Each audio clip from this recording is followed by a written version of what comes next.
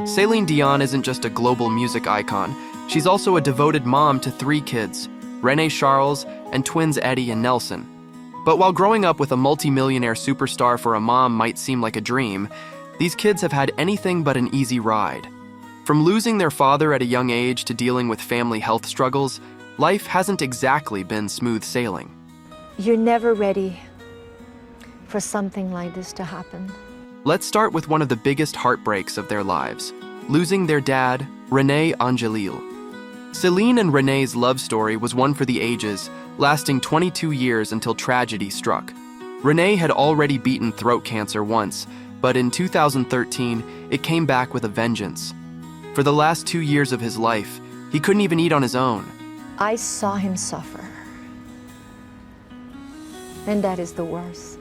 And through it all, young René-Charles was right there, showing strength beyond his years.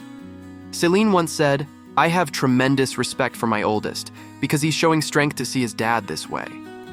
But as strong as he was, losing a parent at 14 is devastating. 15 years is not a long time for a son to get to know his father. You had a busy life, but we were communicating through golf, hockey, poker, and smoked meat. And for Eddy and Nelson, they were just 5. How do you even explain something like that to kids so young? Well, Celine got creative. She used the Disney movie Up to explain where their dad had gone. She told them, "Papa is now with Ellie. He went up." And to make things a little more magical, she even said Tinker Bell helped him fly there. Heartbreaking? Absolutely. But also a beautiful way to help 2 little boys understand loss. Every night, we kiss him goodnight. Eddy starts, two fingers, 1 finger, and he said, "I love you, Papa, so much. Happy Easter, happy Halloween." So Nelson goes, and he repeats almost the same thing. Even now, Celine keeps René's memory alive. On the 9th anniversary of his passing, she posted a tribute saying, "Not a day goes by that we don't feel your presence." And she means it. I don't live with him physically, but I live with him inside of me. But losing their dad wasn't the only challenge. Let's talk about René-Charles and his rocky journey in the music world. You'd think being Céline Dion's son would make launching a music career easy, right? Not for René-Charles. In 2018, he dropped 2 rap songs on SoundCloud under the name Big Tip, without even telling his mom. "It's kind of messed up, honestly," he told the Montreal Gazette. "I just felt like keeping it on the low." But get this, his song hit #1 and #2 on the Canadian R&B charts. Not too bad. He's into music, he loves it. But despite the early success, the internet wasn't exactly kind. People were quick to call him a Nepo baby and accuse him of riding his mom's coattails. Some even left nasty comments on his Instagram, questioning his talent. And it wasn't just trolls, media outlets joined in too. One article straight up told him, "Your mom is freaking Céline Dion. Dude, don't embarrass her. Ouch." When are you gonna start singing? I don't know about that. I don't think I have the voice for it. Maybe that's why René-Charles eventually stepped back from music, though it might also have something to do with his mom's health. Because in late 2022, Celine revealed that she had been diagnosed with a rare neurological disorder called stiff person syndrome. And if you've never heard of it, you're not alone. It's so rare that it only affects 1 in a million people. The disease causes intense muscle spasms that can make it hard to walk and, worst of all, keeps her from singing like she used to. For someone whose voice is her life, that's unimaginable. What was happening to your voice when you were trying to sing? It's like somebody's strangling you. And for her kids, it's terrifying. They already lost their dad to an illness, and now their mom is battling something with no cure. Celine said, "My kids are scared because they lost their dad. They're wondering if I'm going to die." That's absolutely heartbreaking. But here's where things get even more emotional. Eddy and Nelson, now 14, have stepped up in ways no kid should have to. Celine has been training them on what to do if she has a health episode. They run drills with her doctors and even have panic buttons in the house. And when she can't speak during a spasm, they know exactly how to help. I had broken ribs at one point because sometimes when it's very severe, it can break Wait, a spasm so hard that it can break a rib? Dion's diagnosis forced her to cancel a portion of her planned tour last year, a testament to the relentless grip this condition has on her life. But then, she stunned the world with a powerful performance at the Olympic opening, proving her resilience once again. Celine's return to the stage was nothing short of triumphant. Her powerful vocals and emotional delivery were simply mesmerizing. Dressed to the nines in a dazzling Dior gown, the legendary singer closed the show with a breathtaking performance of Edith Piaf's iconic Hymne à l'amour. Standing at the foot of the Eiffel Tower, her voice soared through the night, a reminder of why she's a global icon. Did you catch her performance? It was absolutely stunning.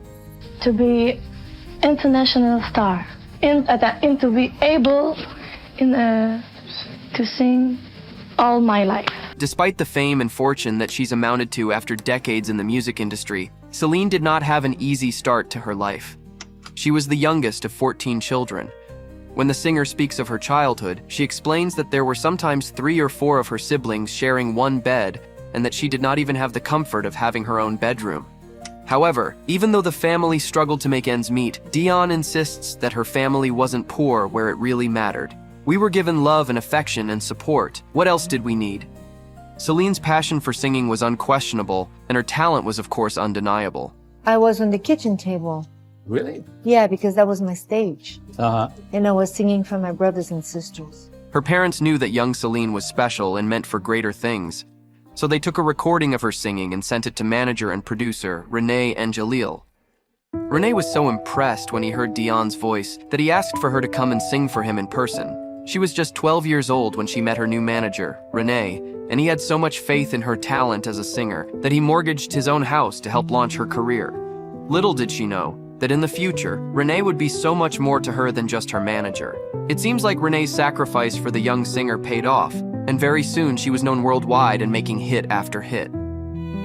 When she was 19 years old, she realized she was in love with René, who was 45, and that she wanted him to be more than her business partner. She wanted him to be her life partner. René had also grown feelings for Celine and knew that they shared a powerful romantic connection. So the pair took their relationship to the next level and started dating. The pair were married in 1994 in a lavish ceremony that was broadcast live on Canadian television. And now that we are married, René and myself. Yes, a year now, huh? That's right. But I got to tell you about that because we have decided to join both families for Christmas time. This past Christmas you This did? past Christmas. We were about 150 people. Would you do hire a stadium? It was like 135 my family. Yeah. And 15 René's, right? The newly married couple were besotted with one another, and Celine's career was soaring with awards falling at her feet. It seems like nothing could go wrong for the lovebirds, and they could never be happier. Celine knew she wanted to have a big family, and she wanted to have her own family with Angelil. So the couple started to try for children, but sadly, with no prevail. Suddenly, the two had to put their attempts of having a child on hold when they were faced with a diagnosis that shook their relationship to its core. In 1998, the young family was left distraught when Angelil was diagnosed with throat cancer. For the first time of my life, he needs me. Because for all the years before, I needed him. Despite her demanding career, Dion chose to step back and take a hiatus to focus on her personal life and care for her husband. After battling the deadly disease for almost 2 years, René was finally in remission, and the couple decided to resume their efforts in expanding their family. Celine then had to face her own battle with infertility and decided to go for IVF treatment to help her get pregnant. Years of efforts finally paid off, and Dion gave birth to son Rene-Charles, the couple's first child.